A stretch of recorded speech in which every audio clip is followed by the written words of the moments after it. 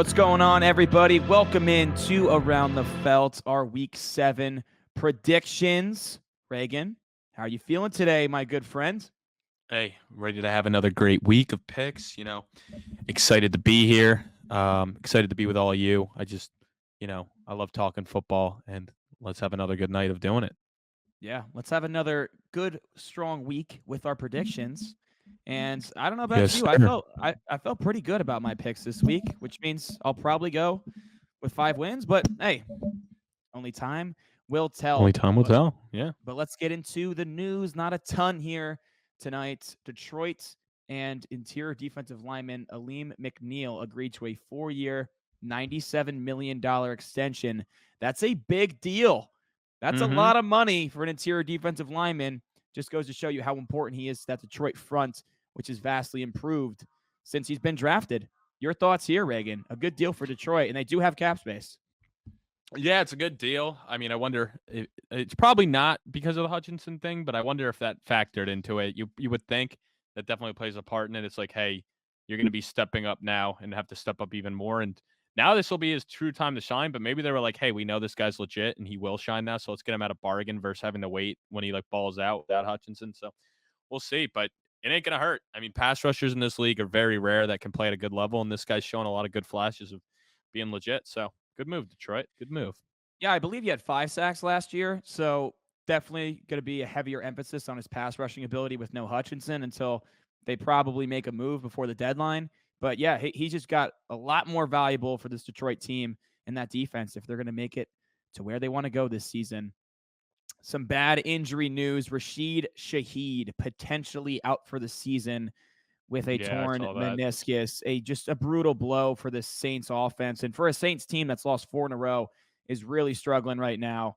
And Shaheed was showing a lot of promise this year. He made some leaps. He wasn't just that deep threat. He was making more plays down the field, and his route running clearly got better. So just really a tough blow for the Saints team. Yeah. Between the two of them, I mean, well, obviously Shaheed's going to miss a lot of time. Olave's out with a concussion, so it's going to be interesting. They're not really setting Spencer Rattler up for success this week, but it sucks because I mean, Shaheed seemed to be that diamond in the rough that you took late in fantasy drafts, and he was balling out, and now obviously you won't have him, so it's just unfortunate. You hope that he'll only be a few weeks and he'll be back, but it's from everything I've heard, it sounds like it might be season ending. Yeah, I took Shaheed in a couple best ball leagues. Just a really big blow here because you kind of got him later down the board in best ball, and you thought he had that boom upside where he gets you a couple good weeks, but he was way more consistent this year. And you mentioned it, Olave's out with concussion. So is Pat Surtain for tomorrow night's game, which when you're listening, tonight's game, Thursday Night Football. So a Yeah. couple big time players in this matchup are out. And we'll get into the game and how this affects both teams, but really tough for both squads here. Yeah, no, I mean very tough for both squads, but we can talk about it in a few minutes. Yes, sir. Okay, that wraps up the news today. We got questions, and I am the one reading them tonight. Let's go. Yeah, Drock got caught at his side gig.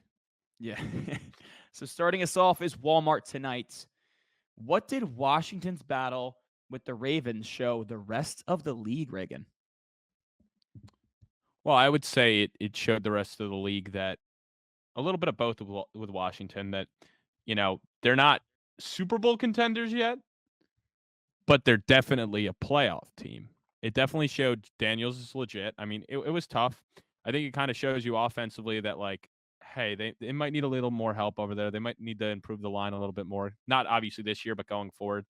I don't think another weapon would hurt. I mean, right now he's kind of got McLaurin. I know Noah Brown had a big game, but he needs some more weapons than just McLaurin and old man Zach Ertz. I'd love to see Ben Sinnott, the guy they took out of Kansas State, get some more Where's time. he been? I don't know.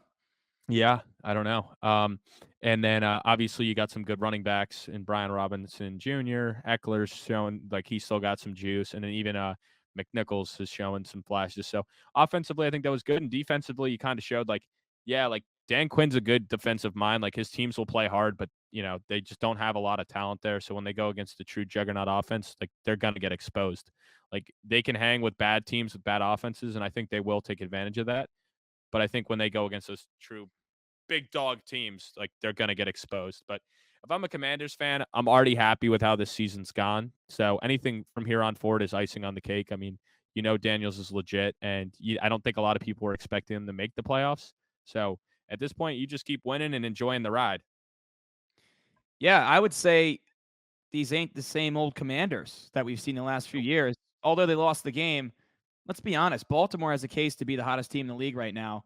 They're playing some really good football after starting 0-2, and that's a legitimate Super Bowl contender. Obviously lost in the AFC Championship game to Kansas City last year in a game that they could have won. They just their game plan offensively was terrible.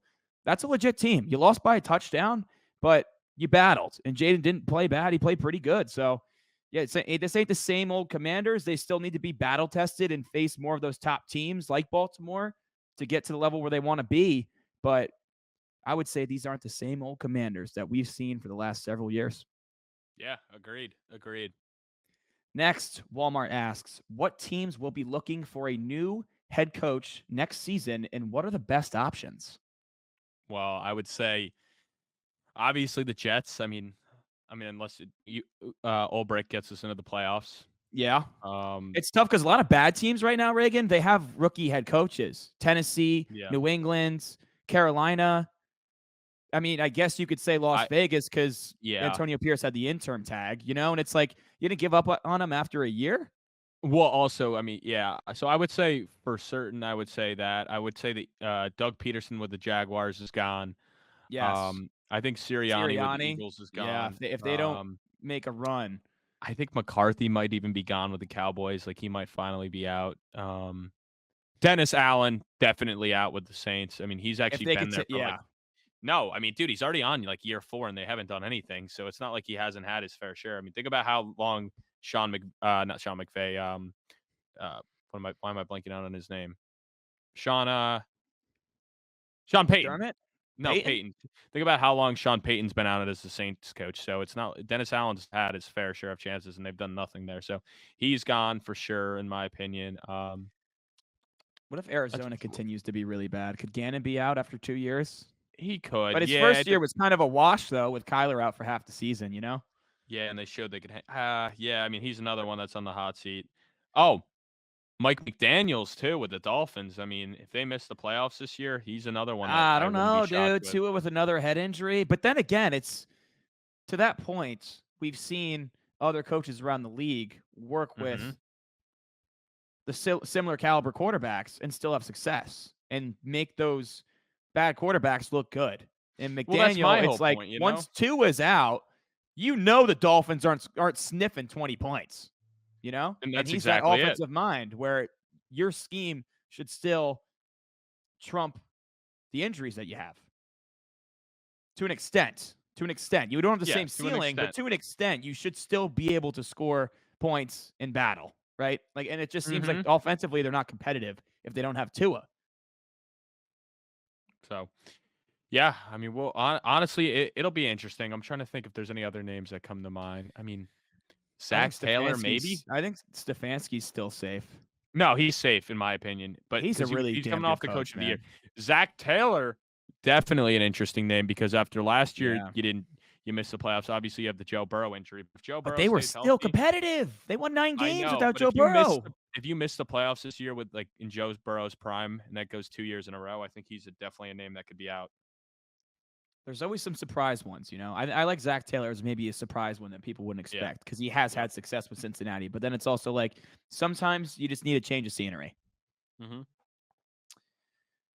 Okay, a dynasty question. In a super flex league, who is the most valuable player you can have on your team right now?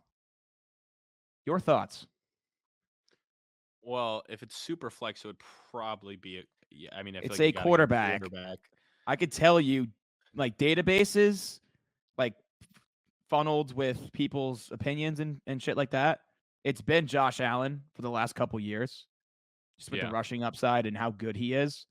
But Jaden Daniels is making a case given his age and also how Yeah. well he's played. Jaden Daniels is making the case to be the number one player to have in Superflex. Yeah, I mean it's tough because you still look at guys like Jettas that are like so young, and I know it's a super flex league, but I mean at his age and how dominant he is with like even Darnold still, and just kind of proving like he's quarterback proof, where it's like like it doesn't matter who his quarterback is. Where like you look at Jamar Chase, a guy similar age, like when Joe Burrow was out, he was not nearly as dominant. I mean, you could say CD, but he's getting up there. Not getting up there, but he's an older guy at this point as well. Like same tier, but he's doing it with Dak. So I don't know. It's tough. I mean, probably, You got to go probably, quarterback and super flex. yeah. Totally different conversation if it's not super flex, because then it's like running backs, receivers. You probably go receiver, and then it's like that group you mentioned. Except I'll throw in Malik Neighbors in there. I'll throw in Leak. He's just turned 21 years old, and he was what, wide receiver one What or you two? won't. He was If you're wide gonna throw receiver in, one or I two feel like if before you're he got throwing hurt. in Leak, you got to throw in Marvin Harrison. Then I mean, But like, Leak's been better, and it's Marv's too had early Kyler, and though. Leak's It's had Daniel too. Jones. I know, but it's still too early, and both But he guys have already passes the eye been dealing test, with you know. concussions. No, but they both are. That's what I'm saying. But like to say They one's better both than do. the other, Yes. like it's just too early for me. Um, yeah, no, I don't know. Probably not taking those guys number one overall at this point. I mean, after 5 games where like Justin Jefferson has history of being Yes. dominant. These guys have done Absolutely. it Yeah. in a very small sample size where like will teams adjust, or maybe that you just can't adjust to these guys and they're like next level and they're that top tier. It's okay. In our Um, one dynasty but league, I have Jefferson and Malik. So I would probably say Josh Allen still.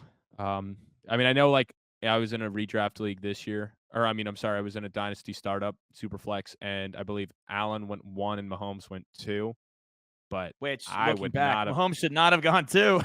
Well, and I was saying that, and I mean, I still get why people do that because, like, he's gonna play for a long time, and with how smart he is, he'll definitely, in my opinion, outlast. He may end up outlasting Jaden Daniels, who is much younger, but with his style, like he just knows how to protect himself. And a lot of these guys, where they're up in that category, is because they run the ball a lot and have that rushing upside. But like Allen Daniels, I mean, obviously Anthony Richardson has not been what we thought. Jalen Hurts, like a lot of those running guys that are up in that top tier, Lamar, like they're not going to last as long as Patrick Mahomes. Like, let's be honest. Like, they're going to take way more hits and their career is going to be shorter. You don't look at the guys that have lasted the longest, like Brady, Rodgers. Those guys are smart and don't put themselves in harm's way. And Mahomes is like built the same, where he's just smart. So, Very true.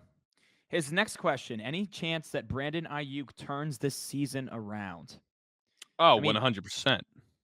Ayuk last 100%. year didn't get a ton of targets. He wasn't, I believe he was wide receiver 13 or 14 in full point PPR. It wasn't because of the receptions and the amount of targets he was getting. He just averaged over 17 yards per catch. That ability didn't just go away. Slow start, yeah, he missed camp. He had one big week. He had a couple okay weeks. Yeah, you're not satisfied with Brandon Ayuk right now. You're putting him in your lineup and you're seeing 13, 14, 15 projected points, and you're like, I'm not very confident in that. I feel like he's going to get me under 10, and that's just where he is right now. But this Niners offense is going to be a juggernaut no matter what. Some weeks he'll go off. Some weeks it's Kittle's week. It's Debo's week. And McCaffrey isn't even back yet, you know? Yeah. I still have faith that Ayuk is going to be good. I just don't think he's going to reach what he did last year. Yeah. I don't know. I'm not. It's so early still. I mean, is he just talking about for like dynasty or just like for redraft or just in general? Just in general fantasy. So I would thought of it the mindset like right now, this season, but like even longer term, you just signed a 4-year deal. You're Yeah, still that's attached true. to Brock Purdy and Kyle Shanahan. So long term, I don't think there's as much concern as there is for right now, short term. Yeah. I don't know. I wouldn't panic too much. I mean, I just think, it's early in the year. They've dealt with a lot of injuries and stuff. I mean, they haven't had their full arsenal all season. So I would expect better days to be ahead. And he's always been kind of a boom bust type of guy. I mean, there's like even last year, like he had some big weeks. And then there were other weeks where, there wasn't like he had terrible weeks. So it's, you're just going to have to deal with it. Like he may end up having weeks where he goes for like 150 and two. And there's other ones where he might be like 4 for 33, and that's just kind of how the game script was. So Yeah, absolutely. Well, that kind of pivots into our next question submitted by Maxwell Hayford. Big matchup between San Francisco and Kansas City this week. What are your predictions, and what side of the ball steps up for that team that you have winning the game? yeah, I mean, do you want to get into this now or do you want to just wait till because we're gonna go once we do the whole breakdown? I mean, we could. I think the 49ers will win, but I'll get more into it when we get to the breakdown of it. Yeah, I got Kansas City, and I think it's going to be their defense that steps up. I got the Niners. I think it's going to be their offense, but we'll get into more in depth with it later. Maybe that'll have to Yeah, be our big bet. That may have to yeah. just be our big bet. That has to be the big bet, dude. That just Yeah. solved our problem. We were going to wing it and be like, let's just figure it out, see where we disagree. Well, Kansas City, San Francisco, no doubt the best game of the week, so that makes the most sense. Yeah, yeah. And we decided this week loser has to eat a whole pie of pizza in under 5 minutes. So Yeah. it'll be fun. Dude, I'm gonna lose this week because I always get the eating ones, bro. I feel like I Yeah. always just get the ones where besides the time where I had to make you whatever I wanted, that was foul, but Yeah. it's okay. Yeah, We yeah, won't yeah. talk about it. Well, I'm glad you Next, didn't do that because I would have been like, I was thinking about that. I'm like, when I said, "Oh, you can choose," I'm like, I hope he doesn't tell me I got to eat a sardine every time Jirok does something. I could have But really screwed you with that. Yeah, that yeah, would have been mean. yeah. That would have But been it's all right. mean. Fireball it is. That would be like that's got to be like a season long one, dude. Sardines are nasty. Yeah, dude, those are Raunchy. foul. His next question: ugly London matchup with New England and Jacksonville. Who wins? And do you see either of these two teams having the number one overall pick in April? So we will dive into the game shortly. I have the Jags getting the win here. Could I see I do either of these also. teams having the number one pick? I No, mean, I can yeah. only see the Patriots. No, I can't see the Jags having it. They're Well, the still question just is, do you see either? So I said yes. oh, I was going to say New England as well. The Jaguars are still a they, too much semi-talented team. talent. You They know, they have have too much their talent. secondary's terrible, but on the defensive line, they have a lot of good pieces. Trevor Lawrence, yeah, hasn't lived up to the generational tag, but he's no bum. He's just kind of good. He's just there. He's the middle of the pack guy right now. But Yeah. offensively, you do still have a lot of young pieces there to keep him competitive and win games. So I would say New England absolutely has a chance for a number one overall pick. If I had to pick right now, who's going to have the number one overall pick, I would go with Carolina still, but I'm New going England's with the second for me. Raiders. I think the Raiders. I think that the wheels are falling off there. Yeah, you could make a case for the I'm Raiders going too, with the for Raiders sure, for sure. for I sure. think the wheels are falling off completely. But we do agree that New England does have a chance. Yeah, yeah, yeah, yeah. Okay, dynasty / redraft questions. Sell / keep the following young receivers. So let's go dynasty here. Yeah. Would you sell them or keep them with their value Mm-hmm. right now? Devontae Smith. Keep. I I would like him. What were we gonna say? I would also keep. Yeah, I just like him paired with Hurts. I mean, we see like even when Brown's to miss time, like he's still that doesn't affect him. He still gets his. So I think until Philly shows us that they're going to try to run the ball more and be a run first team, which they haven't yet, they've shown they just keep every week. Like I think Philly should try to run the ball more, but they don't. They're a pass heavy team. They want Jalen Hurts to be like a guy throwing the ball a ton. So I love Smith. I think he's great. I think he could be the number one for this team and put up big numbers. But AJ Brown is going to be there for the long term. He is the one. So I still like it. I hold on to him. I'd still hold too because we did see Devontae Smith outperform AJ Brown down the stretch last season. It wasn't just like 2-3 games. It was like over 6 games, significant stretch. He's And very it should capable of show being a him more number one. respect. He It should may be a be a number. He could 1A, be number 1B. one. Yes. Yeah. Like he's a stud. I would keep Smith too, and I think you're happy with him as a high end wide receiver too. Mm-hmm. And he's still young. Jalen Waddle. So I'm so out on him. He just can't get it done, bro. Like he's not. I mean, a lot of these wide receivers that are in the same tier, like, you would expect them to still put up some numbers with backup quarterbacks, but even with Tua, he's not putting up crazy numbers. So I'm totally out on Waddle. I think if you are able to trade him, trade him. I mean, you probably be trading him at his floor. So if he has some big games with Tua later in the year when he comes back, definitely sell him. In my opinion, I'm so out on Waddle. I'm also very out on Waddle. As soon as Tyreek Hill got there, he's nothing more than a wide receiver 3. And that's the Yeah, truth. But it's like he was really good his first year without Tyreek there. And he was young and he had the speed, all shit that you like to see from a dynasty perspective. Ever since Tyreek got there, just the production's not there. Yeah, he has a couple big games, but he has no consistency. And with Tua's head, like I'm trying to get out of Miami's offense right now. Like I'm trying to trade Tyreek Hill in the one league I have him, but like you can't do it right now because his value's so low. I'm just so worried about Tua and how bad that offense looks without Tua that if they do have to look for another quarterback, I mean, those guys, all their values just tank. You know what I mean? So I'm Mm-hmm. also out on Jalen Waddle, but I agree with you where you're probably selling on his floor right now, which is not good. George Pickens. Out, sell. I mean, I don't know. He's got that whole diva mindset. I mean, with Fields, I don't love him. With Wilson, it might help. I still don't think either guy's the long term answer. So then, if they do draft someone, maybe not next year, but 2 years down the road, does it work out with that? I don't know. I would just try to get out of it. If he has a couple big games where he's like starting to do stuff, maybe sell. But I'm out on him. I think the talent's there, but I just think there's too many issues in Pittsburgh, and until they prove that they can have a competent offense that just doesn't rely on winning games based off a great defensive play, I won't. I can't believe in it. I'd sell as well. I think he's a one-trick pony, a downfield threat. He's never been known as a route runner, but he hasn't gotten over those concerns. The quarterback play, like, yeah, I mean, we've seen him with Justin Fields. Has he been great? Not even, no, not even Nope. close. And it was like, yeah, oh, Justin Fields or Russell Wilson, an upgrade over Kenny Pickett. Yeah, but to what extent? Like you're not plugging George Pickens in at wide receiver 2 and feeling comfortable with your lineup. You're just not. So I'd sell George Pickens too. Michael Pittman. I'm still in on Pittman. I'm not selling him because we saw what he was able to do last year, and granted, it was with Gardner Minshew. But I don't know if Anthony Richardson is the long term answer here. So that gives me some hope that either A, they find a connection, or B, this team's drafting somebody else and they get a different quarterback in there.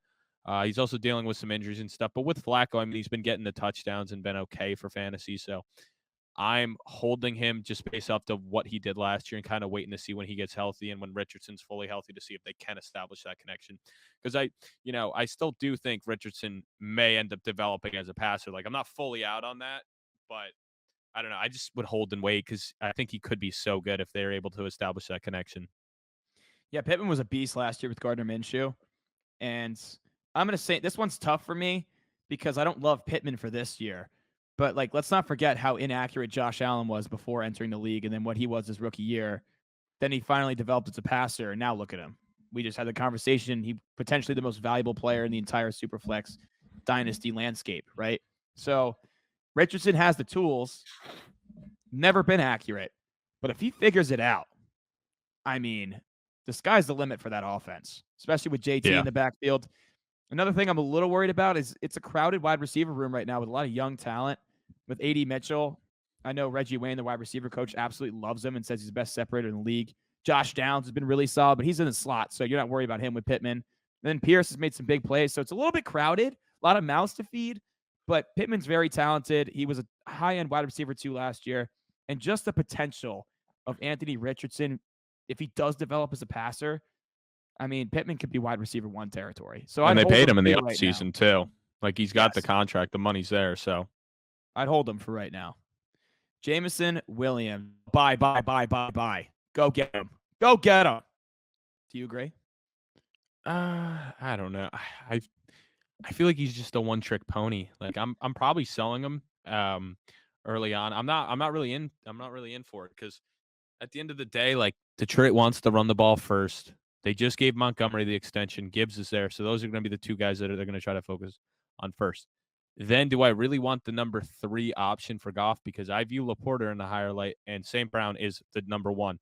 So I just think there's too many mouths there to feed for a guy that's going to rely a lot on the deep ball. And I know there's been getting him more targets and stuff, but I don't know how sustainable that is long term. So I'm kind of out on it. I would honestly wait if he had another big game or two and just sell really high on him because long term, I don't know if he's anything more than a high end wide receiver 3, low end wide receiver 2 at best. So I don't think he'll ever get to what he was drafted to be with St. Brown being there, and St. Brown will be there like his whole career. So if he's eventually to, leave Detroit and go somewhere else, then I'd be more intrigued. But with just how many options there are there, I think that kind of kills his overall ceiling. I'm buying. I think he was the missing piece, and I harped on this all of last year during the pods. Like, when is Jameson Williams going to break out? Because this is the only thing this offense needs to be an absolute juggernaut. They have a two-headed monster in the backfield. They got Laporta working in the middle of the field as a big tight end. They have Amon-Ra working underneath and even downfield. He's such a clean route runner. All they needed was a big play guy and the speed. And I think he's much better. I think he's better than George Pickens, to be honest with you. You might call me crazy. I think he's better than George Pickens. And I think when they run play action off of Gibbs and Montgomery, and you have Jameson just dragging across the field, any play can go to the house. And See, you mentioned it, the targets are up, which is huge. Which is because yeah, because Amon Ra's a target eater, dude. Like that guy can get 15 targets a game, and you're like, yeah, that's a normal Amon Ra game. but So dude, the targets being up closer to Amon Ra's is good. they're not though is the thing. Like the past 3 weeks, he had 3, 2, and 4 on the target. So that's my whole point. Like the What about targets before were that? there through the first 2 weeks. He had 20 targets, and then the past three before the bye, he had 9. So the targets have been going down. Like yeah, he was 3 for 76 and one, and then 2 for 80 and one. So that's great. But for me, like I don't want that one trick pony. Like it's kind of like I view him as like a better version of Rashid Shaheed just because of the offense. But it's like are you going and selling the farm and buying in the Rashid Shaheed for Dynasty? No, because you know the targets are never going to be there and you're always relying on the big play guy. And maybe you want that in your lineup. But that's what I'm saying. I don't think he'll ever be anything more than a high end wide receiver two at best, but more likely a flex for you in Dynasty. So I would try to sell high on him right now with this early success and go get a haul for it. Or maybe you can go and get it really depends like the construction of your roster, but I do think you can try to sell him high right now. I feel that too. Like I wouldn't be comfortable with him in a wide receiver 1 or 2 slot, but if I have my flex, I'm like, I like that flex because he could just boom for you that week and win you a matchup. So I like him at flex right Yeah. now, which is that wide receiver 3 range, unless you got loaded wide receiver core. But And I'm also more like into the targets. So I'd be like, a guy that maybe isn't getting as many yard or he doesn't have the yards and the touchdowns like him, but he just has like, 10 to 12 targets a game and like Wandell 8 catches. Robinson, great Yeah, like example. Who would you rather yeah, have, like Wandell Robinson or Jameson? probably Jameson still just because of like the draft capital and the offense. But then again, like, you know, Wandell is getting all the targets. It's tough because, if Malik Neighbors wasn't coming back, I'd probably say Wandell, but like I don't know. It's tough. Well, That is tough. that's a good question though, because you're basically asking, would you rather have the higher floor or the higher ceiling, but then obviously Yeah, the but doesn't basement. It that could be the also tell basement. you but doesn't that also tell you where you view Jamison Williams? I mean, if you're comparing him to Wandell Robinson for Dynasty, that means you can't be too high on him. No, I asked, I'd take Jameson, but I asked you, and Oh, that's okay. coming from a Giants fan. I I'd take Jameson. I I'm just I think asking they're because you said you want similar a target tier. eater, but he's a Yeah, target no, eater. they're similar tier. I would still slightly lean Williams just because of the quarterbacks in the offense.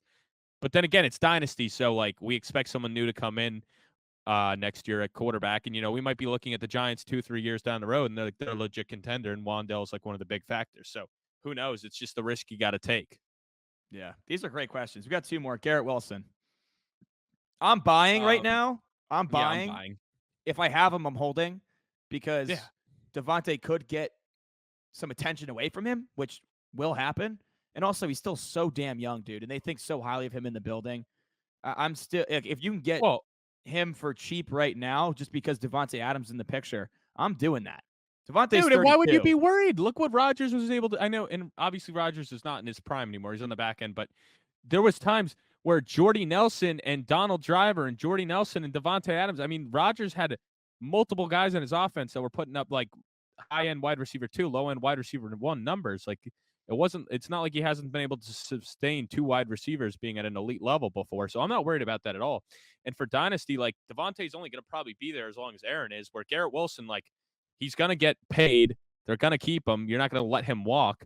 So once they pay him, he's going to be there. And then when they get a new quarterback in, like he's only going to develop more and become that true number one once Devontae's gone and Aaron's gone. So I'm not worried about it at all. If anything, I think this helps him for this year because I think teams were going to adjust to him getting this crazy volume and stuff. And I think it'll open up more for him. I agree. Last one, Chris Olave. I'm kind of out on him. I don't know. It's just like it's just because, and a big thing is the Saints, like they're in cap hell.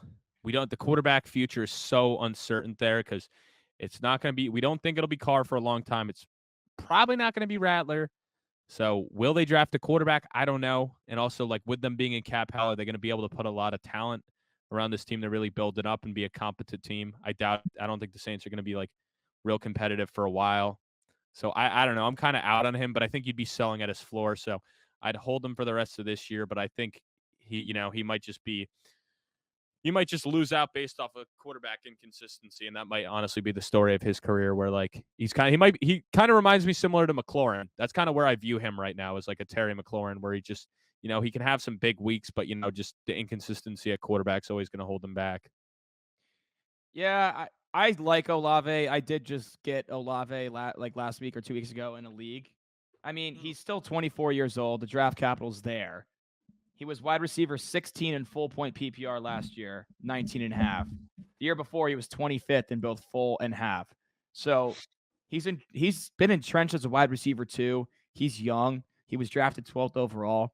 I think the Terry is a good comp though, because Hmm. Terry's never been a wide receiver 1, but he's been a wide receiver 2 / maybe a high end wide receiver 3.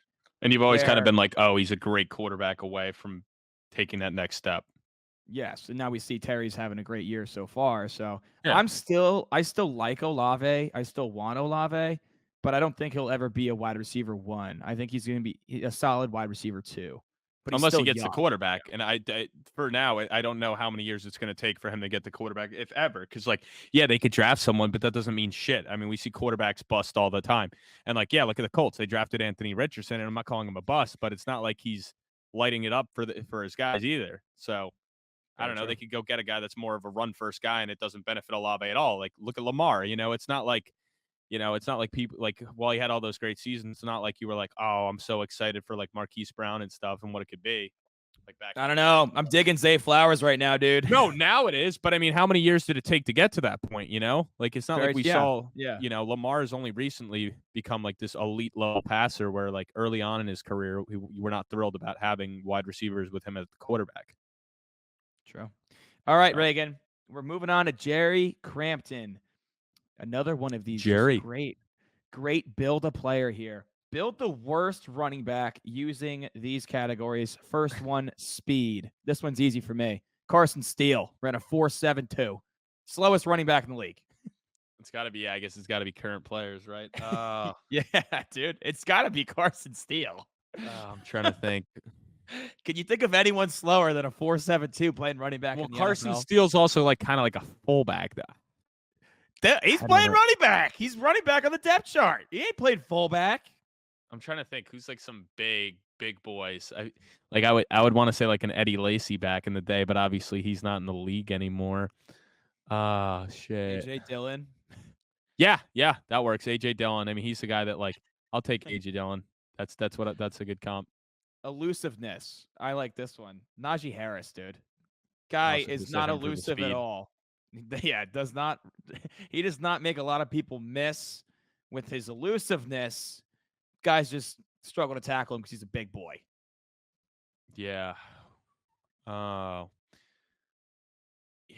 I mean, that's another one that's tough because I mean, I guess you could say like Roshan Johnson with the Bears. Like he's not very elusive. He's just kind of like a bigger guy. Um, well, I mean Zamir White. You could probably say this year. Yeah. Yeah. I hope there's one for like Thirst Trap, and I'll be like Zamir White after he tried to post all those photos, acting like he was gonna have the biggest year. I'm going with Zamir White. I mean, dude has been terrible. He's average his yards per carry has got to be like sub 3 at this point. Well, you could probably use this next one for Samir White then. Break tackle ability. Yeah, I would say Zamir White. Maybe little fella Deuce Vaughn in Dallas. Doesn't play much, but I can't imagine that guy's breaking many tackles. Yeah. Catching. Who's got the brick hands? Derrick Henry. Derrick Henry does have brick hands. Saquon Barkley. Yeah, no, like Derrick Henry, you legit can say like I mean, there's not many guys that are getting that kind of volume that aren't like think about it. If he could catch the ball, he would be in. He's a terrible pass catcher. It's just because even when they throw it to him, it's like, oh man, it's always like he looks like he's gonna drop it every time he gets it, Derrick Henry, and it's always like a miracle when he catches it because he's like And you just think so. Yeah, I'm going with Henry. you think on third downs too, if they were comfortable with Derrick Henry catching the ball, even if he's staying in pass pro, you'd like that guy blocking. You know what I mean? Yeah. He's 6'4". You'd like him as a pass protector. Ball security. I mean, Devin Singletary's got 4 fumbles in 4 games. Ramondre Stevenson. Yeah, I was gonna say Ramondre. Those two guys come to mind. But Motor only fumbled twice all of last year. It's kind of a weird stretch. I don't know how many times Ramondre fumbled last year, but Well, he I was mean, hurt most of last year. I'm going with Ramondre that's Butterfingers. true. That's true. Last one, Vision. Rashad White. I mean, you can honestly say ETN's been terrible this year. You could make a case for him the way he's You been want to playing. like for Vision, you want to look for guys that have a high percentage of their carries for 0 or negative yards. I mean, But like Najee's another guy, Zamir White, but then again, nobody. It's not like Alexander Madison's been lighting it up either. Uh, yeah. Ho ho ho. we just built a pretty ass running back. I'm not gonna lie. Yeah. Nah, it's a good one, Jared. That's a good one. It's great. Dynasty question. What is Nick Chubb's ceiling this year? I don't know because like it seems like they're just gonna blow it up. So like I it might be crazy, but like I wouldn't be shocked if they're just like, yeah, like we're moving on to next year. Like we're just not gonna activate you at all, and just like your 21-day window is No, gonna he's pass. playing, dude. You didn't see his letter he wrote? Did you I see the know, letter? but it's It's a just like badass letter.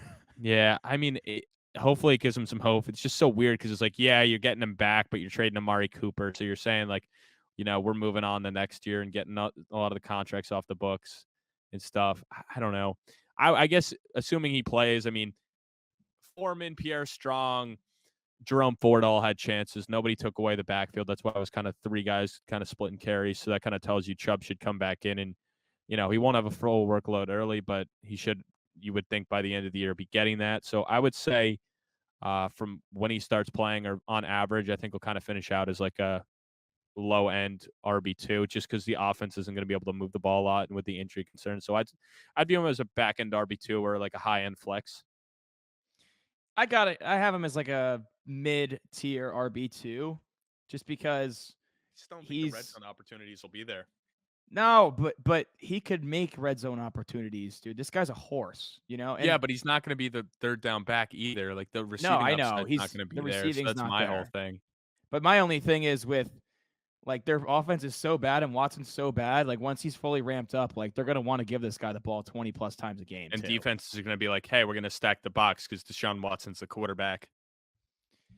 I mean, I guess, but And it's not Cleveland's like had it's so you're many not even bad getting quarterbacks. 100%. But you're not even getting 100% Chubb is the other thing. It's like it'd be one thing if it was Chubb at his full potential, but he's never going to be 100% this year. I know. I mean, 13 months after that brutal knee Yeah. injury. Like I don't know. I just traded Chubb, but I think he's gonna be solid. It's Yeah. gonna depend I on the say, touchdowns. To be honest with you, it which, will. But if yeah. guys are scoring on that team, like they just trade away Mari Cooper. If guys are scoring, it's gonna be Nick Chubb. I would No, say if he has one good game early, trade him. Like if you're in Dynasty and you're not competing right now, because I believe it was for Dynasty. So if he has one or two good games early and you're kind of like mid tier, I'd go trade him and try to go get a pick or two and trade him to a contender and be like, see, it's the same old Nick Chubb. yeah, I would do the same. All right, punishment idea. Loser needs to watch the London game. Yeah, that is quite the punishment. I mean, It's a brutal game. I'm not watching the London game. I'll be tailgating for Giants Eagles, but I'll be watching it. I'll be getting ready to tailgate for Jets Steelers. that's funny. All right, last guy we got Austie. Which player is going to have the biggest performance this week? Ooh, Devontae Adams. No, Austie once again with a great question. I got mine. Yeah, you go first then. Drake London. I love this Atlanta offense at home going against the Seattle defense, which has just got torched by San Francisco, the Giants, and Detroit 3 weeks in a row. They're on their heels right now. London has scored in 4 of his last 5. Obviously had a career game a couple weeks back. I love Drake London here. I think he goes for 150 in scores. Yeah, I'm going to go with Chuba Hubbard here because I don't think Brooks is going to play this week. So that means Chuba is going to get the full workload. He's not playing. Brooks He's not playing. perfect. Yeah. So that I love it even more. He's going to get the full workload. He's been one of the most efficient backs in football, averaging 5.6 yards a carry with 485 rushing yards, which puts him at 3rd in the league. Washington just got cooked on the ground by Derrick Henry, and Chuba Hubbard's been gashing everybody. So I think this is a great spot for him where, I think Andy Dalton out to home can keep them in the game where they're not trailing too much and have to go away from it. But I definitely think Hubbard gets in twice. and I think he's pushing for 150 all-purpose yards and has a big week. So Chuba Hubbard is my guy. Start him with full confidence and just keep enjoying it while it lasts before Brooks starts to kind of carve out a role. And with that whole backfield situation, like Brooks is not going to take over, but I just think they're going to hurt each other. That like it's going to knock them both down to like flexes versus like Hubbard. Obviously, right now has been playing at an RB1 level. He's been that good. What team is going to have the biggest showing this week? Hmm. I'm on the Kansas City Chiefs. They are underdogs. Mahomes is an underdog. You know that's you know the story. You know what happens. The Chiefs have the chance to improve to 6-0, beating the team that they beat in the Super Bowl last year yet again. Just really a statement win with no Pacheco, no Rashi. Don't matter. Chiefs just keep on winning. Yeah, I'm going with the Lions here. I mean, both teams are coming off the bye between them and Minnesota, but I think the fact that Minnesota was kind of peaking and playing hot, I think that week off may actually hurt them. Where it's like it just let it keep rolling. Where I think the Lions are just the better team overall, and I think this is going to be a big statement win here, where Minnesota finally has its first hiccup, and I think the Lions win this one by double digits and just run the ball down their throat here. I agree with that. What game is going to be the best to watch this week? Well, clearly it's New England Jacksonville. No. It's Kansas City. It's Kansas City, San Francisco. It's a Super Bowl rematch. That's just a clear and obvious choice. If you want to eliminate that one for me, I mean, how about Giants Eagles, the return of Saquon Barkley in that storyline? And he says he doesn't think he's going to get booed. I'm telling you, that dude's getting booed hard on Sunday. He's going to get booed, but like that game's not too exciting to me. It's just a storyline of Barkley being I bad. I know, but it's just like I don't know. Like the Eagles are just like not what they were, and it's just two teams that are like I don't know. Like if you want to go like real exciting, Bucks Ravens Monday Night Football, 2 4-2 teams, two of the hottest teams in football right now. Like that excites me. Like I'm not going to be like, yeah, I'm a Giants fan and Saquon's coming home, I'm going to boo his ass. Like I'm talking about exciting football here.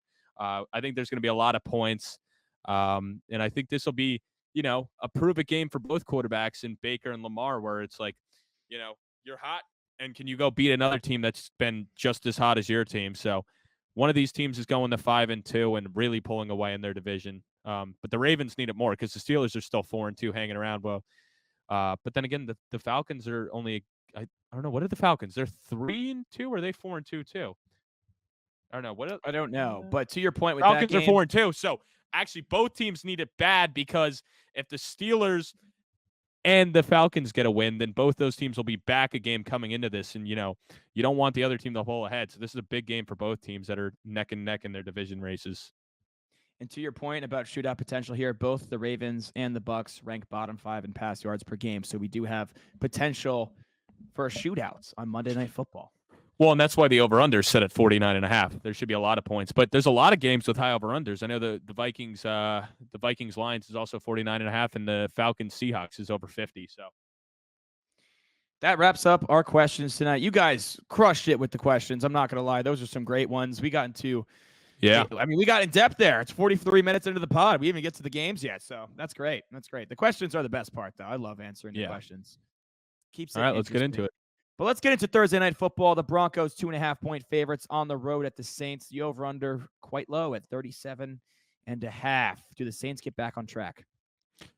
They do, actually. Even with no Shaheed and Olave, I think this is going to come down to what defense I have more confidence in. And while I do think the Broncos may have a better defense, the Saints defense at home is very good.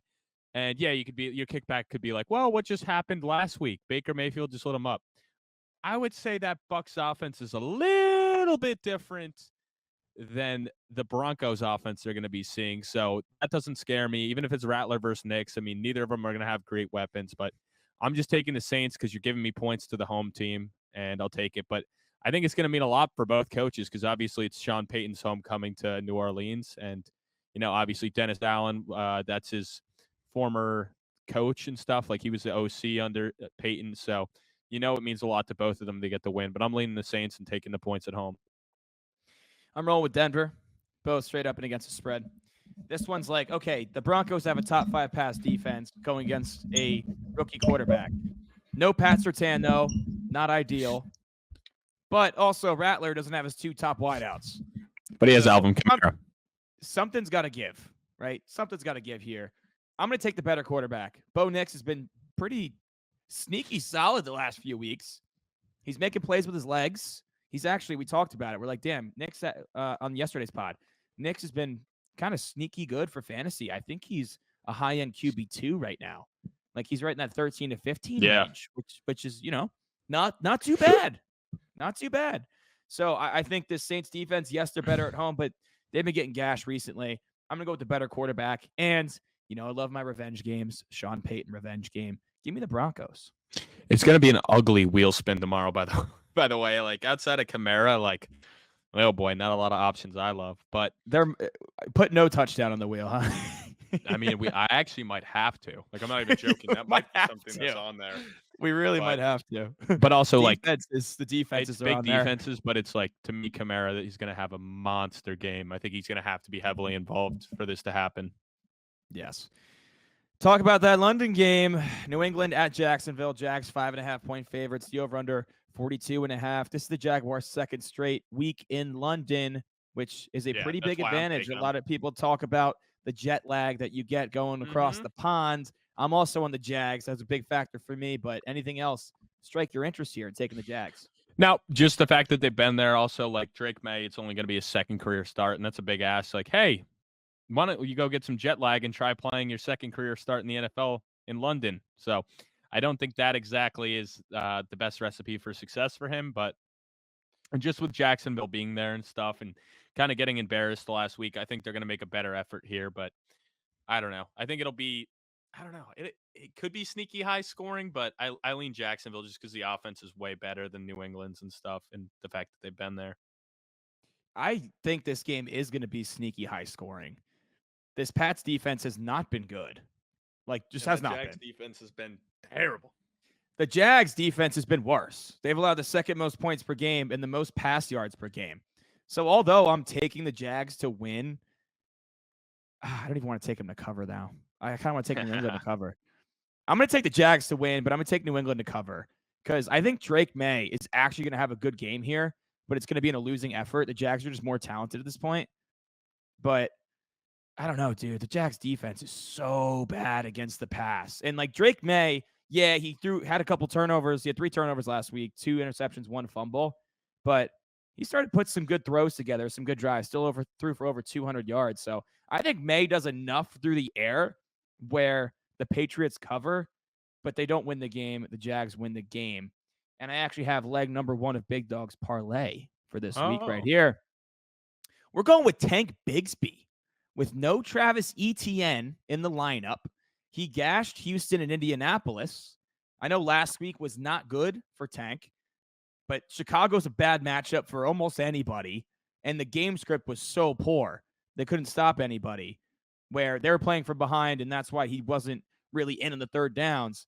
I think they're going to be playing from ahead, or it'll be a close enough game against New England where Tank gets more of a run with no ETM, where the previous 2 weeks before last week, it looked like he was overtaking that job. So give me Tank Bigsby to score across the pond. Yeah. And on top of that, what was I going to say? Oh, well, now you're going to have to pay attention to the game if that's your first leg of the Big Dog parlay. Oh, I'm paying attention, but it's going to be while I'm in MetLife Stadium parking lot. Hey, maybe we'll get off to a hot start, huh? Yeah, start off the morning with something nice. Nice little touchdown from Tank. Mm-hmm. Seattle at Atlanta. The Falcons 3-point favorites at home. The over-under 51.5. Who do you got? Oh, I'm taking the Falcons. I'm going to keep fading Seattle every freaking week, unless they're playing like a dog shit team. But I'm going to fade them every week till they prove me wrong. And I don't think it's going to be this week until they prove that they can stop their defense can step up and stop a nosebleed, which they have yet to prove yet. I ain't trusting him. I think it's a big game for Kirk Cousins. I agree with you on the Drake London thing. Monster week for him. I think Bijan will have a good week. Pitts, Mooney. I want all my Falcons options. I want to play him in this. I think they're going to have a lot of touchdowns. Even Algier, I think, is flexible after what we saw him do last week. On the Seattle side of things, I mean, I'd start your Lockett's, your JSNs, your Metcalfs, your Walkers, all those guys. Start them because I think it'll be a high-scoring game. Even Geno, you can play. because I do think it's just going to end up being a shootout. But I think Atlanta will come out on top with just the better defense is what it kind of came down to me with. But I think it'll end up being like 35-28 or something like that for the Falcons. Yeah, I'm also taking the Falcons. I love taking the Falcons at home. You mentioned it. Not much more to say. The Seattle defense has been getting exposed recently. And I mentioned it earlier why I think Drake London's going to be the number one player this week. That's why he's leg number 2 in Big Dogs parlay, scoring in 4 of the last 5. We saw what San Fran, the Giants, and Detroit did against Seattle. Touchdowns galore. So I'm going to go with Drake London to keep his hot streak going against this poor Seattle secondary. Tennessee at Buffalo. Highest spread on the slate. Bills a 9.5-point favorite. The over-under 41.5. Low total, but a big spread. A little dicey there. Do you trust the Titans to cover? I ended up going with the Bills to cover, but I could see Tennessee's covering because the Bills are beatable on the ground. We just saw what Breece Hall was able to do to them. So I think Tony Pollard will have another big week. The Titans are actually pretty good at running the ball. We've seen the past 2 weeks they've been able to do it efficiently. So I think that'll be the recipe for them to keep it close. I'm just worried that it'll get out of hand too early and then it'll come on Will Levis's shoulders where he's got to throw the ball a bunch and it won't work out well. I know Calvin Ridley's already came out. He's all pissed off. I mean, you still got DeAndre Hopkins there and stuff. So stuff's starting to go sour in Tennessee where Buffalo's coming off of a huge win on Monday Night Football. I think they continue on with that momentum there. But I would still start Tony Pollard. I expect him to go for over 100. I wouldn't even complain if you say that's one of your big dog touchdown scorer legs, which I'm sure it's not. No, it's not. I'm not putting my faith in Tennessee's offense that much. Yeah, and then on the Buffalo side of things, I mean, you would think Cook will have a big game if he's to miss. Obviously, Ray Davis is capable. He's definitely going to carve out a role. In Dynasty, I have him in my taxi spot. If he's out in any of your Dynasty leagues, go pick him up. I mean, it's clear he's got some value. And then, the pass catching weapons for the Bills, I would temper expectations because this game could get out of hand quickly. And I think they're going to be able to run the ball and they're not going to need Josh Allen to be Superman again because clearly that's been working. Not asking a ton out of Josh Allen and just, letting him only throw for 200 yards and using his legs has clearly been a big recipe for them winning this year. And that's why the turnovers have been so low. And, it hasn't cost them games. So I think they'll continue on with that trend. And I wonder if Cooper will play. I would think he would, but he's going to play. He's going to play. Yeah. So, but still, I don't think you can play him this week. No, I wouldn't play him either. I see a similar game script as you. The Titans have the number 1 pass defense in football so far, pass yards per game. I saw that. I was like, damn. I knew they were playing well in the passing Yeah, their game. secondary. I didn't know their defense is legit. Yeah, I didn't know they were number 1 against the pass so far this year. So I do think it's going to be a grinded out type of game for Buffalo. Hopefully James Cook is back in the lineup. I believe he practiced today. Yeah. So that's a good sign. But it's going to be Josh Allen and James Cook, I think, leading the Bills here. I hate this Tennessee offense, but I think with Calvin really being that outspoken, they're going to try to get him the ball more. And let's be honest, like in that offense, you paid him to be a number 1 playmaker. So give him the goddamn ball. I just think the spread is too high for me to take the Bills. It's either going to be a low scoring, grinded out game where the Bills win, they play sloppy, or they just beat the brakes off of the Titans. I'm going to go with the former. Titans cover, but the Bills win. Fair. Cincinnati at Cleveland. Bengals a 6.5-point favorite. The over under 41.5. Please don't tell me you're backing Deshaun Watson here.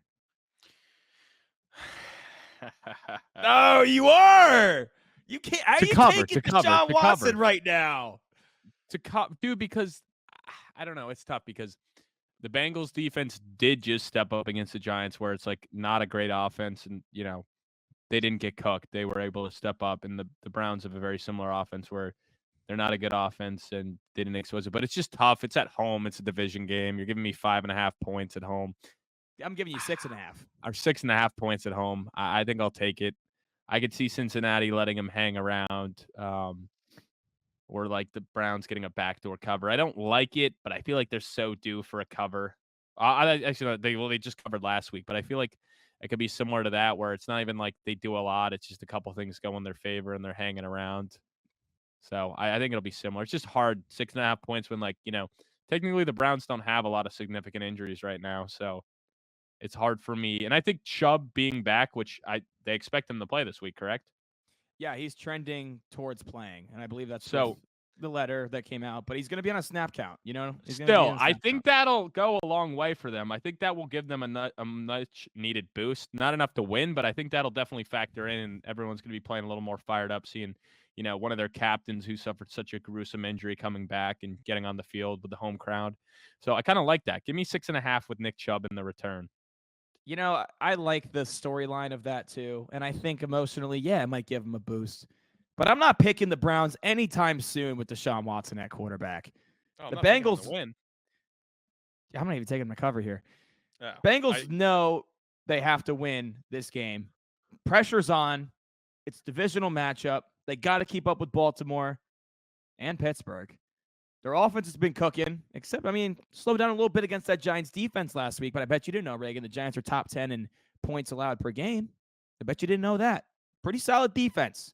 The Browns have not been as good this year. I'm not as scared of them at home. Give me the fucking Bengals to roll here. I think they roll. Okay. All right. I think they win by 17. And then it's like, uh-oh, here comes Cincinnati. Yeah, I don't know about that. I don't know, dude.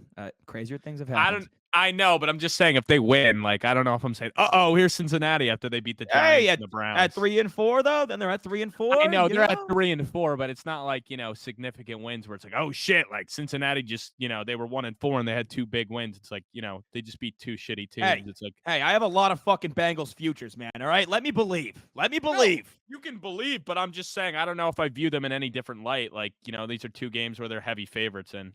Or actually, I shouldn't say they were 3.5-point favorites against the Giants, but still, two games coming into the year where it's like, all right, those are auto wins.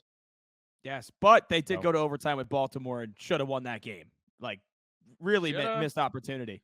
Really missed opportunity. But I mean, I don't know. It comes down to coaching. So, hey, let me believe. 1 week at a time. Houston at Green Bay. The Packers 2.5-point favorites at home. This could have been a pick for the best game of the week. The question that Austin submitted, over under 47.5. Really excited for this one. Two young stud quarterbacks. Yeah. I'm going Green Bay, winning cover here. They're getting it done. The main reason is I'm taking the home team. That was kind of my big factor, and it is my big reason a lot of times. I just really do put a lot of weight into being at home, but I don't know. I feel like the Packers have been just dominating recently, and so have the Texans, so it's hard to say. Both teams have been – it's really hard to make an analysis on this game because both teams have been so dominant and so hot. But I'm just going to go with the Packers because they're home. I'm sorry I can't give you more insight here because I can make it – it's hard to make cases because both teams have been playing so well. I could give you a million stats and stuff, but at the end of the day, like, both teams have been on fire, so – Yeah, dude, it's funny you said that. Like, I'm taking the home team because when I made this pick, I was like, this game was in Houston. I'd go Houston. But there's just something about the Packers in big games at Lambeau Field that just kind of forced my hand here to go with the Packers as well. I mean, it's two good defenses. I'd say probably top 12 to 15 defenses in the league. Green Bay has been more susceptible to the air than Houston by a decent margin. So I think CJ Stroud plays well. But I think Josh Jacobs has a good game here and goes for over 100 yards. And that's kind of what fuels Green Bay. I wouldn't be surprised if they win with a last-second field goal, and that's how they cover the spread, the 2.5. So I'm going to go with the home team as well. Two teams, though, that are certainly playoff teams. And this is a game I'm also really excited for. Yeah, and another big thing is I think there's just both teams are at a different spot right now where the Packers are like, hey, it's go time. Like, we can't afford to lose any games. Like, they're hunting right now for the Vikings. They're trailing from behind. Like, just got to keep winning, can't lose. Where the Texans are really starting to pull away in the division, and they're like, hey, like, the Titans and Jags have one win. Like, we already beat the Colts. They have 3 wins. So I feel like they might be getting a little, like, relaxed where it's like, yeah, we're kind of going to coast through and just run away with this division. They only have the one loss, so I could see them being due. They're kind of due for a dud game as well.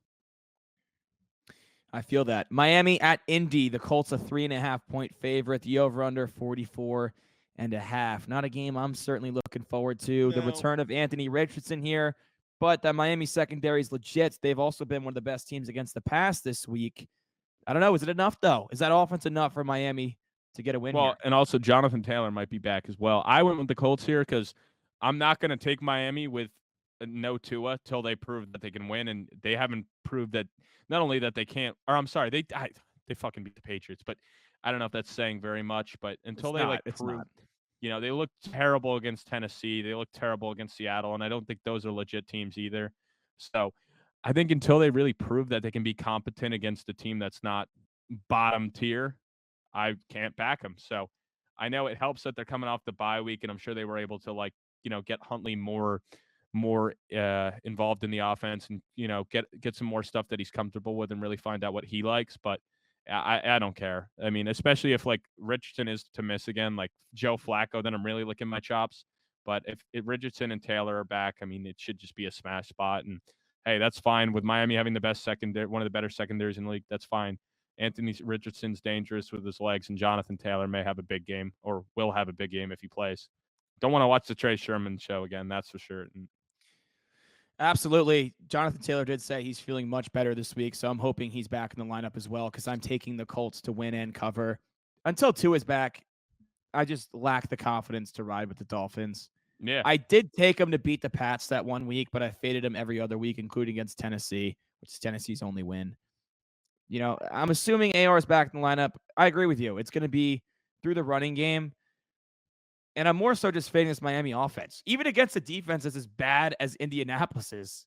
Like Tyler Huntley does not get it done for me, And is Achane going to be back? Like I don't know, you know what I mean? And I guess Mostert looked pretty solid in his return last week. So maybe if Achane's back in the lineup, him with Mostert can do enough for Miami to get a win here. But I'm just going to go with the home team, the Colts here.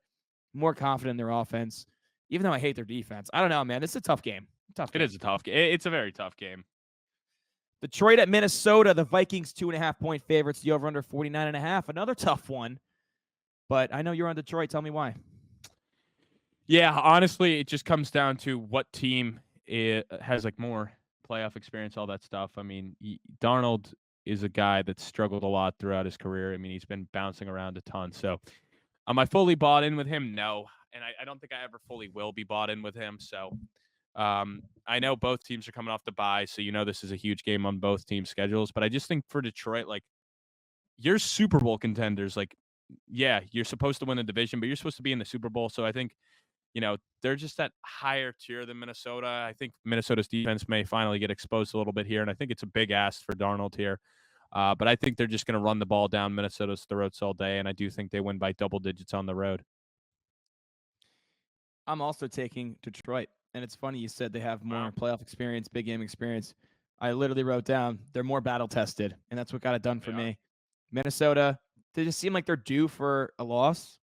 Like it's Same. been a really, really nice start to the season for them. Exceeded probably everyone's expectations. Them or the Commanders, you make the case, the biggest surprises so far this season.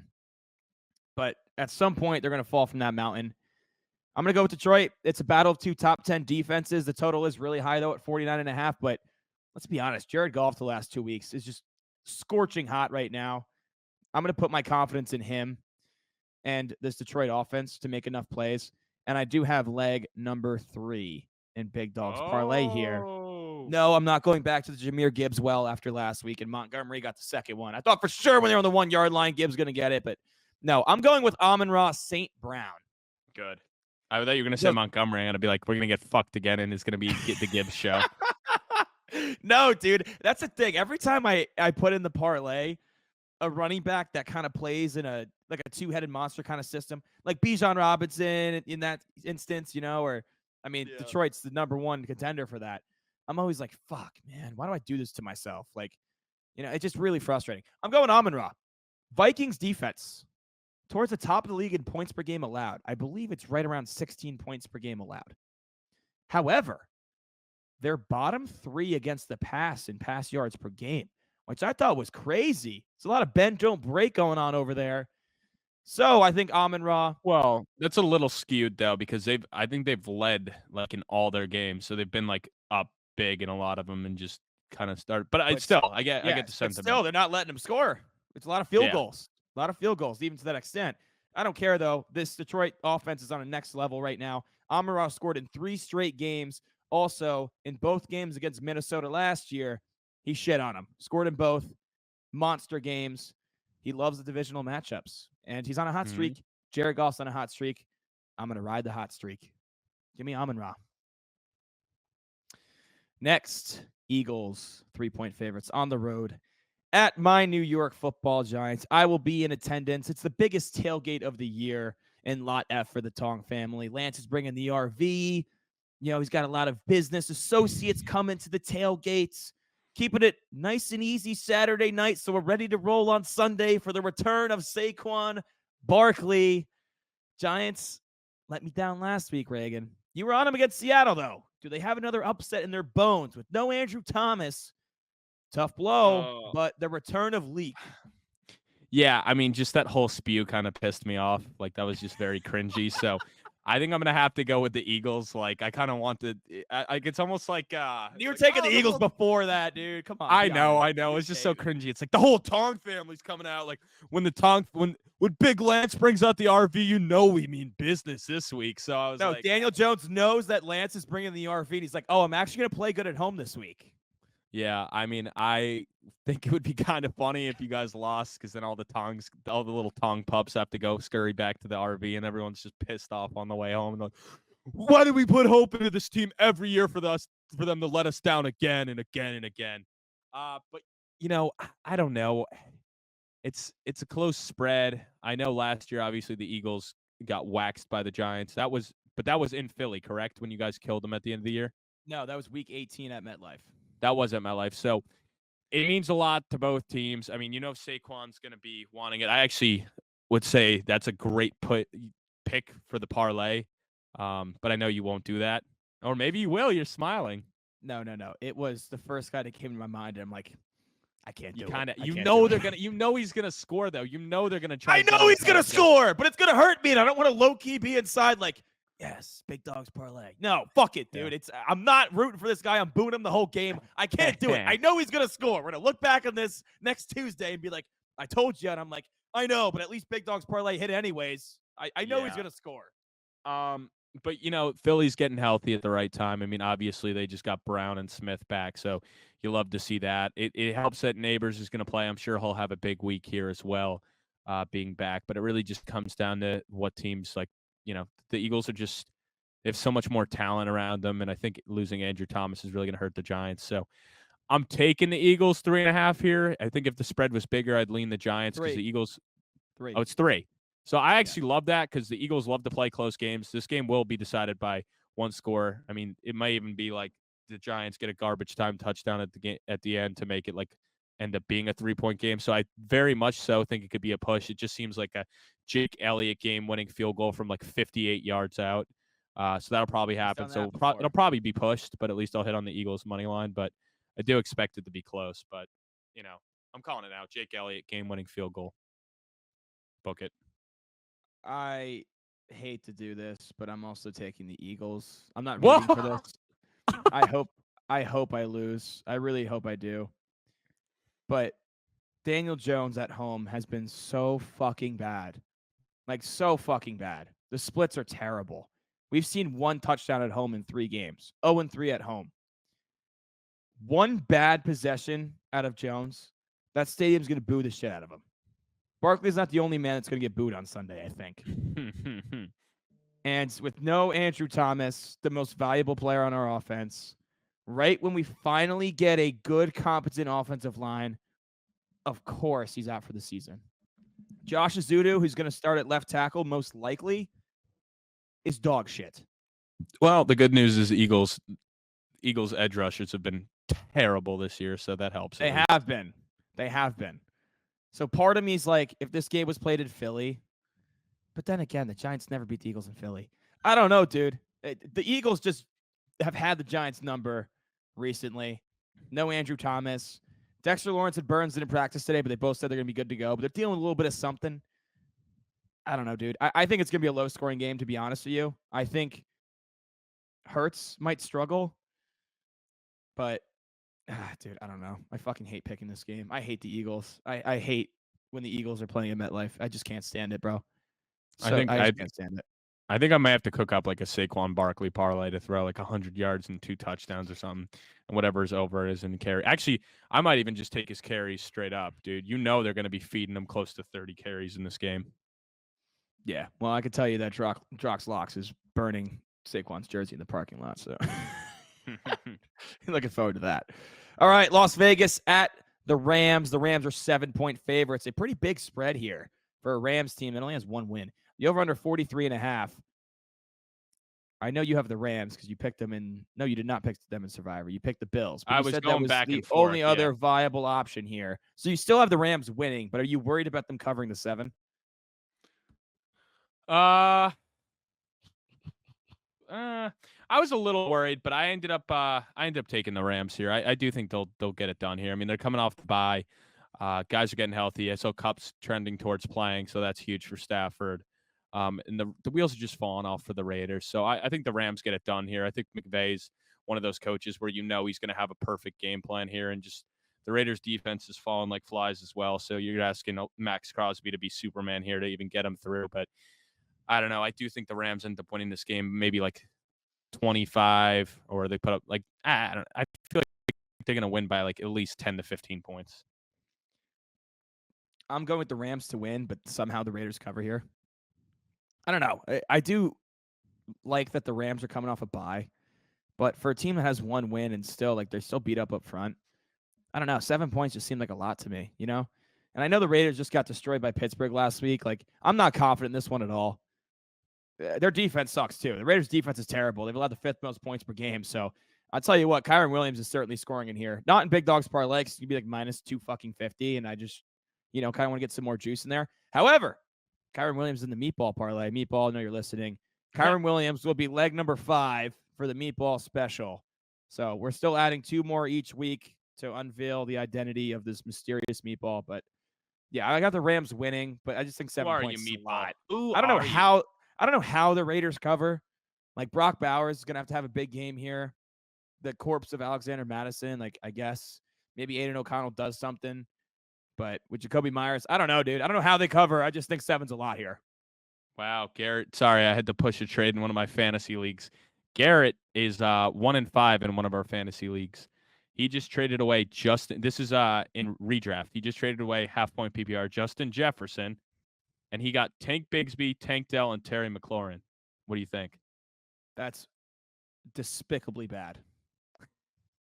I actually hate that. Everyone's freaking out saying veto it, but I pushed it because it's it's fantasy football, so everyone's gonna have their own opinion of what they should do with their roster. I mean, Garrett's team is, he had the injury bug hard, so I think he's just trying to get some depth, because right now his best player was Josh Jacobs and Justin Jefferson, and he didn't have much else. So I think he's just trying to salvage it with getting some depth, because if Bigsby does keep the job, and then you get, it's not as bad as you think. It's just tough because it's Jettas, but it's like, McLaurin has been playing so well, obviously, and if Tank Dell continues to thrive, it's just tough though, because it's a lot of like, be back in a month, like. I know, and you're really banking on Bigsby like keeping the job, and Tank Dell, I mean, McLaurin's got good. 2 guys that are going to help you right now, but a month from now, and if you even scratch into the playoffs and claw out of it, I mean, you're saying the team's just really beat up right now. I don't know. I don't love it. I don't love it. And I also hate vetoes in fantasy football. We've been over this before, dude. That guy sent the trade or accepted the trade thinking it was going to help them. I don't care about anyone else's opinion. 2 men agreed to a trade. That is it. You're not vetoing and bitching and crying because you're jealous someone else had better negotiation skills than you or understands football better than you. Yeah. Stop crying about it. Just tip the fucking cap, Yeah. I don't know. Yeah, that's the thing. I actually saw today too. One of my buddies sent it in to one of my chats, and it was basically with James Cook getting ruled out, a guy had the open bench spot, so he went out and picked up and dropped, so then they became hit waivers and you couldn't be picked up every available running back for the Jets and Bills, so that his opponent could play nobody. And genius. I think it's genius. And I saw a lot of people in the comments saying that's bullshit. The commissioner should step in and be like, all right, what guy do you want? I'll put him on your roster. I tip my cap to that guy. I think that's just smart strategy there. That's on you for not having a backup plan. I think or when you see that news, that's why you got to have like the sleeper notifications on and go make the move. I have no issue with that at all. I think that's fair, and I think that's just some gamesmanship, and that's fantasy football. So that's kind of on you for not having the backup plan. Yeah, you should have had Ray Davis on your bench just Yeah, in case James Cook gets ruled regardless. out. Just because you Yeah, didn't pick him up and you waited too long. That's smart. That's smart. yeah. So, This um, ain't fucking a communist country, free country. Do yep. what you want. All right, Carolina at Washington. Commanders 7.5-point favorites. You over under 50.5, a very high total. And that's probably because the Panthers are the only team in the league allowing over 30 per game. And it's not like it's 30.2. No, it's 33.8. So nearly 34 points a game. Really tough. And a Commanders offense that's been playing really well with Jaden Daniels. I know you say every week this is a sneaky trap game with the Panthers playing. Is. So tell me why this is a sneaky trap game. Because Chuba freaking Hubbard, baby. I talked about it earlier. I think he's going to have a big week here. Everybody's going to be like, Commanders off that big loss. Like, they're going to come out and just dominate the Panthers. Where I think they actually match up kind of well. I do think Andy Dalton, the veteran quarterback, is going to be able to move the ball on this Commanders defense. It kind of got, they got exposed a little bit last week. So I think the Panthers will be able to move the ball. I think it's going to come down to the wire. And it's going to be high scoring. I think this man being the most high scoring game on the slate, I think both teams could be pushing 30 points by the end of it. But I'm giving the Panthers the nod. I'm putting my balls on the line. I'm taking Panthers money line. I'm taking Panthers spread here for the big upset in Washington. Sorry, Walmart. Going money line, dude. Wow. Yep. Wow. I'm going with the Commanders to win and cover. We have completely opposite views of this game. I mentioned the Panthers have allowed the most points per game thus far this year. They're also third worst in rushing yards allowed. And it looks like Brian Robinson could be back in the lineup.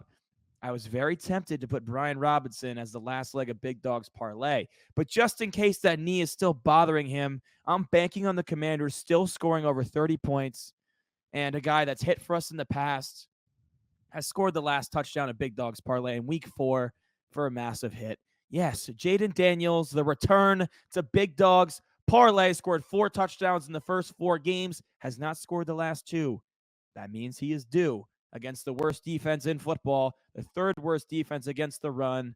I'm hoping Brian Robinson, if he plays, is going to score. I'm just nervous about the injury and don't want him to leave the game in the first and we're chalked. I'm hoping they score enough points here that Jaden Daniels will also score.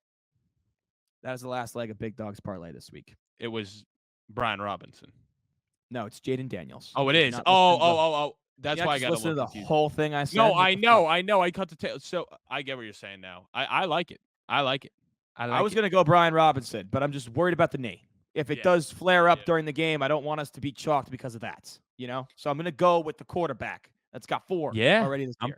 I'm fine with it. They like to scheme up those runs. I'm in for it. So that is Tank Bigsby, Drake London, Amon-Ra St. Brown, Jaden Daniels for this week. Let's do it. And then we have for the meatball special, I added in Kyron Williams. And there's one more leg for the meatball special that we have yet to get to yet. But we will. We will soon. All right, let's move on. Kansas City at San Francisco. The Super Bowl rematch. The Niners are a 1.5-point favorite at home. The over-under 46.5. I'm all over Kansas City. Mahomes is an underdog. I love it. I'll take that every damn time. 2 great defenses. Kansas City's been a little bit better. That Niners offense does have more weapons. It is being played in San Francisco. I don't give a shit. Mahomes as an underdog. Give it to me every time. This game just means too much to San Francisco. I mean, the team that's beaten them in the Super Bowl, not once, but twice. So I'm taking the 49ers here because this is basically like their Super Bowl, where Kansas City, it's like, all right, you lose this game, it humbles you. It's like, yeah, we got off to this hot You're start. Hold on, look right here and right here, No, I know, but it's like one of those ones where if Kansas City loses, it's like, you know what, we were riding high. Like, here's a loss to kind of humble us and be like, hey, we got some stuff to work on to get back to another Super Bowl. So I think the 49ers get the win here. Do I think if Kansas City loses, there's anything to worry about? No. I just think they're due for a loss, and I think this game just means so freaking much to the 49ers that they're going to be just like, it's like I'm saying, it's literally their Super Bowl. Like, they're going to be treating this as the Super Bowl, where Kansas City's like, rolling in like, I think they might sleep on them a little bit and be like, we're worried about bigger things. This is just another week against an NFC team versus the 49ers. It just means too freaking much. So have fun eating pizza. I hope you're not lactose intolerant, buddy. Yes, this is the big bet of the week. It's only right. Chiefs Niners Super Bowl rematch. I'm looking forward to winning yet another one. As are the Chiefs. They're going to improve to 6-0 in the season, and I'm going to improve to 6-1 on the big bets this season. All right, Sunday night football. Jets, a 1.5 favorite at the Steelers. Reagan, you will be in attendance in Pittsburgh. The over-under is 38.5, a low total. Yes, You sir. don't care about the total. You don't care as long as the Jets get a win here. So tell me why your Jets are going to get the win here. I think they're going to get the win here because I'll be there in attendance with my RV, and my dad's going to be cooking food, and we're bringing out all the stops. Now, Hold on, you don't have an RV. yeah. Now, I mean, it's just we just need it, dude. We just need it so freaking bad. We're 2-4, but it basically comes down to my belief in our defense versus their offense. I think our defense is going to do really well against a terrible Pittsburgh offense, and I think Aaron Rodgers is just such a veteran. Now he's got Devontae Adams, so he's a happy guy where, he's not going to let this Steelers defense that dominates bad quarterbacks and bad teams do their thing. So I think they're going to be able to move the ball. I do think it'll be close. It kind of feel like it'll be similar to the Dallas Steelers game we saw 2 weeks ago, where it was very close down to the wire. But I think the Jets are finally going to grind one out and get the win. And also maybe I'm a little biased, but I find it hard to believe that we could fall to 2-5. Well, I'll tell you this right now. Devontae Adams, all of a sudden, his hamstring feels great. He is playing on Sunday. He said he's going to play. Practice in full today. So that's good for the Jets. I think he's going to bring some much-needed juice to that locker room, that spark for that offense, which has been struggling. I expect the Jets to come out firing here. I still do think it'll be a low-scoring game with two elite defenses. But for Russell Wilson's first start of the season, having not played because he got benched at the end of last season. So he hasn't played in probably 10 months since he's seen live action, real game action. Jets have allowed the 7th least points per game so far, and they have the second best pass defense in football so far. That's just a bad matchup for Russell Wilson. And I do love the Steelers at home, but I got to go with the Jets here, Reagan. As an unbiased perspective, I know you're a little biased. I'm also going with the Jets. I'm a little biased.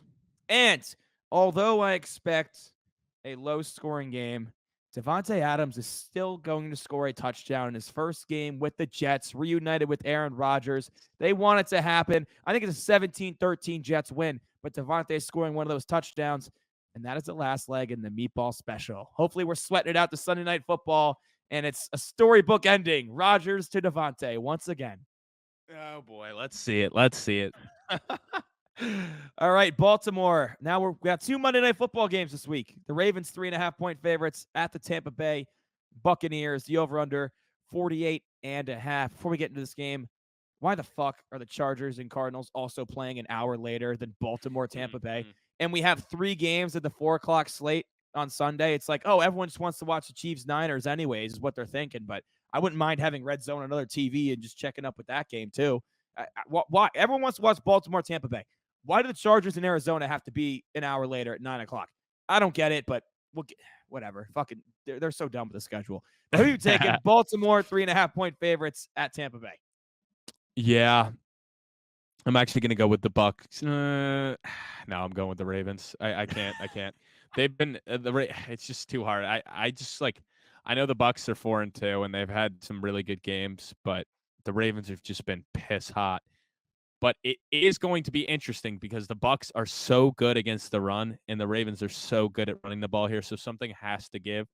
And if they do make Lamar pass the ball a lot more, I'm not too worried because he's proven that he can throw the ball well and is a good passer in this league. So I think while Henry might have a down gain here and might really be relying on the touchdown upside, I do think Zay Flowers, I think the tight ends and Andrews and Likely both have big weeks as well. So I have the Ravens winning. I think it'll be high scoring, but I think they end up getting it done by about a touchdown. I'm also taking Baltimore. I'm expecting a pass-heavy shootout. As you mentioned, target the pass catchers on both sides. Both Baltimore and Tampa Bay are bottom 5 in pass yards per game allowed. You mentioned Tampa Bay is very good against the run. Well, Baltimore is also the number 1 team against the run. So I don't care about the three-headed monster of Rock White, Bucky Irving, and Sean Tucker, who was the number one waiver claim this week, even though he's still in a three-man committee. So, I mean, I get he won NFC Player of the Week, but, whatever. It's going to be a passing attack here.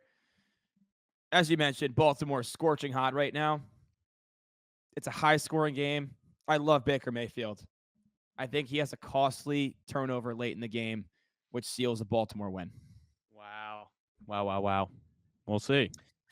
To round us out for the Week 7 predictions, the Chargers 2.5-point favorites on the road at Arizona. The over/under 44.5. You got faith in the Arizona Cardinals to turn their cold streak around? I do. I got the Cardinals winning at home here. Huge game. McBride, big game, over 100 yards here. I hope Marv plays, but with the concussion, you don't know. Odds are he probably doesn't, because it seems like every time a guy leaves with a head injury, they at least miss a week. So I'm expecting big things from McBride here. The defense needs to step up here. They've been getting kind of worked, but some of it might help with just the offense stepping up. So this is a big spot for Kyler. You have to step up here because the season's slipping away really quick here for Arizona. But I have him getting it done at home this week. I'm on the opposite side here. I'm going with the Chargers. People may not know this. The Chargers have allowed the least amount of points in the league so far this season. Now, they haven't faced a gauntlet of a schedule, but still, Jim Harbaugh coaches a football team. That football team is good at defense. It's just how it rolls. It's just how it goes. I don't make the rules. It's just how it goes. Arizona, on the other hand, has allowed the sixth most points per game. They've been on the struggle bus. I'm going to trust Justin Herbert to make the throws late that he needs to make and J.K. Dobbins to continue his resurgence. Chargers win and cover. Fair. That could have been a big bet too, but we already got one. But that'll be let's not take the second most interesting game on Monday Night Football as the big bet. Let's take the Super Bowl rematch. How about that? It's a little bit better. Yeah. Okay. It's a little bit better. Right. That rounds out the Week 7 predictions. Make sure you head on over to AroundTheFeltSports.com or contact a team member to get your Around the Felt Sports crew neck. We got some sexy designs. Oh, I can't wait to rock mine. And please make sure you like and subscribe, whatever platform you're listening on. We appreciate you. Any last words, my friends? That's all I got. I'll see you next week. Oh, I thought you were going to say something else. Okay. All right. We'll see you next week. I thought you were going to